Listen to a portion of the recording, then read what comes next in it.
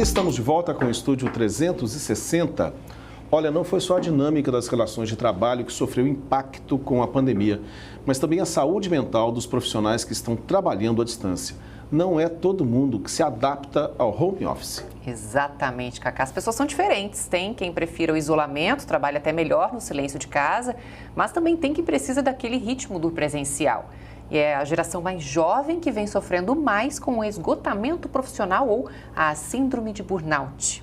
Os números são alarmantes. 45% dos líderes que fazem parte da chamada geração Z tiveram deterioração da saúde mental com o trabalho remoto ou híbrido. Esse é o nosso assunto agora, aqui no estúdio, com a psicóloga Vânia Goulart, CEO da Selecta, empresa de RH, e com Flávia da Veiga, especialista em ciência da felicidade. Muito boa tarde, gente. Boa tarde. Boa tarde. Boa tarde. A síndrome de burnout, que passou a ser conhecida mais recentemente, inclusive, se não me engano, teve agora uma regulamentação em relação às questões trabalhistas. Como a gente pode definir essa síndrome, Vânia? Então, a síndrome entrou agora no OMS em 2019, mas começa a fazer efeito agora em 2022 para questões trabalhistas. Ela trabalha com um estresse pós-traumático, ou seja, quando a gente trabalha com esgotamento profissional.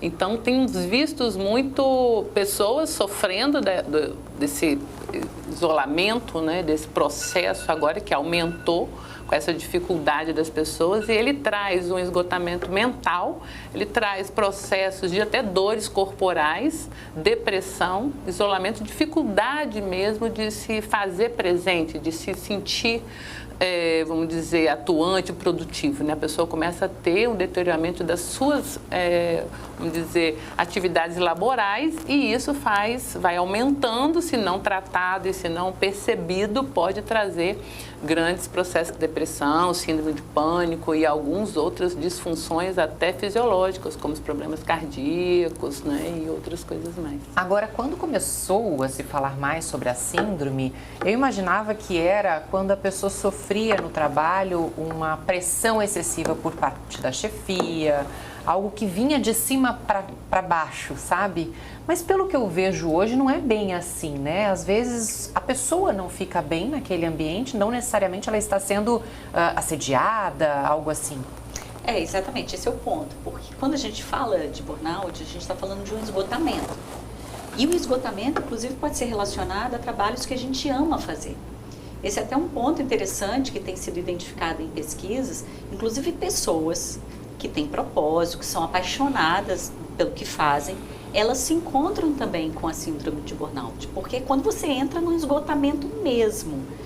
E esse esgotamento não necessariamente tem a ver com a pressão da chefia, porque às vezes você pode ter uma pressão própria, interna. Eu quero ser o melhor profissional que eu puder ser, e eu me cobro tanto para ser esse bom profissional que eu não sei quando parar.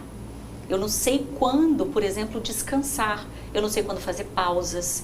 E o home office acabou potencializando isso. Porque como você está em casa, você acha que você trabalha 24 horas, você não faz pausas. Quando a gente vai, por exemplo, para videoconferência, aquilo é muito prejudicial. Porque você fica numa reunião após a outra, você não para, você não tem pausas, por exemplo, para respirar, para refletir, o cérebro não para nesse processo e você acaba entrando em esgotamento. Muito interessante. Vânia, eu tive um relato de um amigo que inclusive acabou se demitindo porque ele falou o seguinte, ele no home office, ele não conseguia parar de trabalhar, mais ou menos como Flávia está citando aqui para a gente. Eu queria que você nos citasse o seguinte, ou nos recomendasse o seguinte, o que a pessoa que nesse momento está trabalhando em home office, que veio para ficar, é uma realidade que veio para ficar, como é que ela pode conseguir ter esse espaço, como Flávia disse, para relaxar um pouco, para cuidar um pouco mais de si, para não se entregar demasiadamente ao trabalho?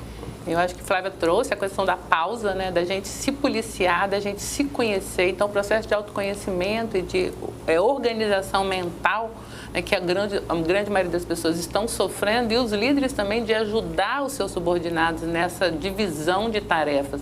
Porque uma vez você sentado na frente da câmera, você não consegue dividir. Eu tenho uma formulazinha que eu uso há anos com os meus clientes e comigo, que é da gente dividir as nossas 24 horas em 3 grandes blocos de 8. Então, 8 horas a gente precisa descansar. E eles podem ser assim, não só à noite, quando você vai dormir, porque tem gente com 6 horas fica bem, e aí você vai pausar isso ao longo do dia para você ter uma refeição e tudo. 8 horas laborais, ou seja, você vai trabalhar, vai produzir, vai entregar os seus resultados, vai se desenvolver, e 8 horas para você cuidar de você.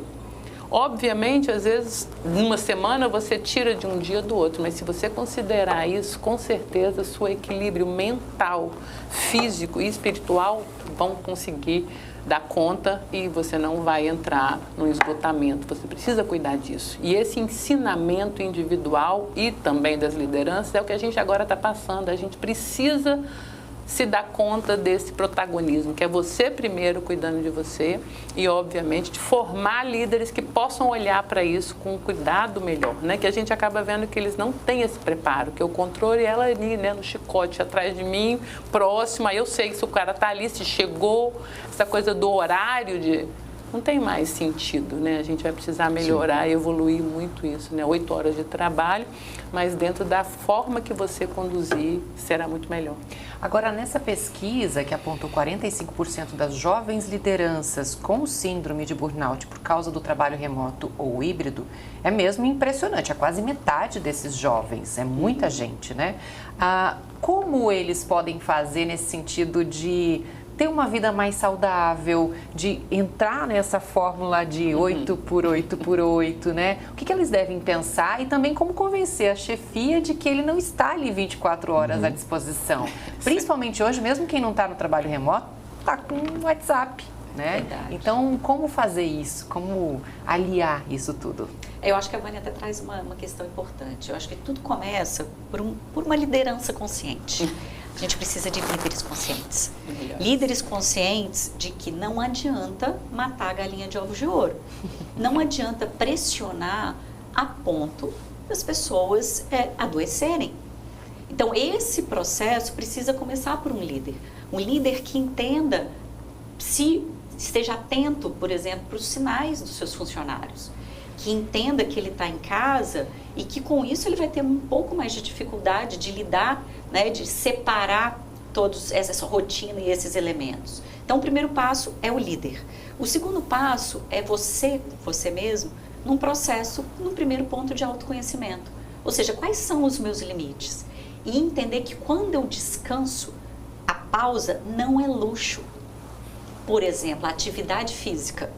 Também não é luxo. Você não vai para a academia ou vai fazer uma caminhada porque você quer ficar bonitinho em forma. Você vai, por exemplo, para prevenir um adoecimento mental, para prevenir um Alzheimer, para inclusive melhorar a sua capacidade cognitiva de raciocínio, de tomada de decisão.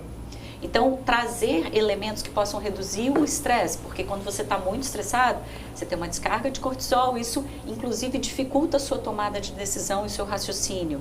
Então, fazer pausas. Por exemplo, incorporar alguns elementos como atividade física, a meditação, que é uma outra recomendação também, mesmo que você pare por 2, 3 minutos.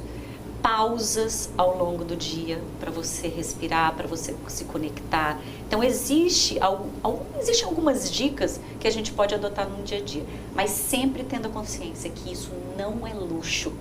Isso é preservar a sua sanidade e o seu trabalho de longo prazo. Você vai trabalhar melhor.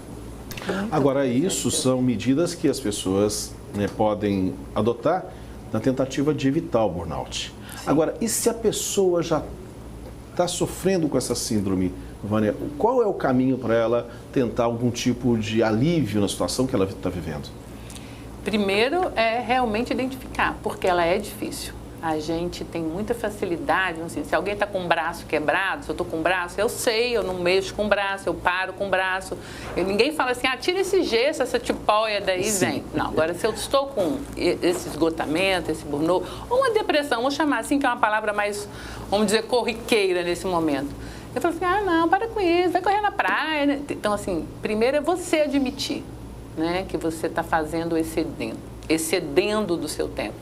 E segundo é você procurar ajuda, compartilhar. Por isso que esse tema precisa ser cada dia mais conversado, né? Trazido nas mesas para que as pessoas, os líderes, possam falar disso com uma naturalidade, como fala que eu tive uma pressão alta hoje, que antigamente ninguém falava disso. Que eu fumo. né? Ninguém comentava. Agora todo mundo já sabe, comenta isso em qualquer mesa de reunião. Todo mundo fala que isso é proibido, que isso tem que melhorar. Agora, ainda na saúde mental, esse tema é meio parado, assim, meio tem um paradigma de que é loucura, porque a saúde mental está ligada na loucura, né? Então, eu queria comentar dos 45%, né, que você trouxe, dos jovens, porque eles estão, assim, uma explicação minha, só um sentimento mesmo, porque, assim, como eles estão naquela ascensão de querer agarrar o mundo, então, nesse momento, é agarrando dessa forma. Então, eles não se percebem. Então, tem um autoconhecimento, uma maturidade ainda inferior. Por isso, aceleram demais. E estando em casa, né, com essa disponibilidade aí, e esse aqui, que eles têm mais acesso, com mais facilidade. Então, tem ampliado o nível de esgotamento e de suicídio, que é mais perigoso ainda nessa juventude. Tá, joia. Muito Ai, que bom, pena que acabou. Muito bom. Muito obrigado, Flávia. Obrigada, eu Obrigado, adorei a conversa. Obrigada a vocês. Vamos trazê-las mais juntas também. É isso aí. Eu também. E a gente oportunizar essa conversa, Sim. que eu acho que vocês têm esse papel muito importante de trazer isso. Obrigada pela A oportunidade. gente que agradece, Flávia. Intervalo e na volta conheça a artista plástica que investe em murais, painéis, estampas, trazendo mais cor e alegria por onde passa. Até já.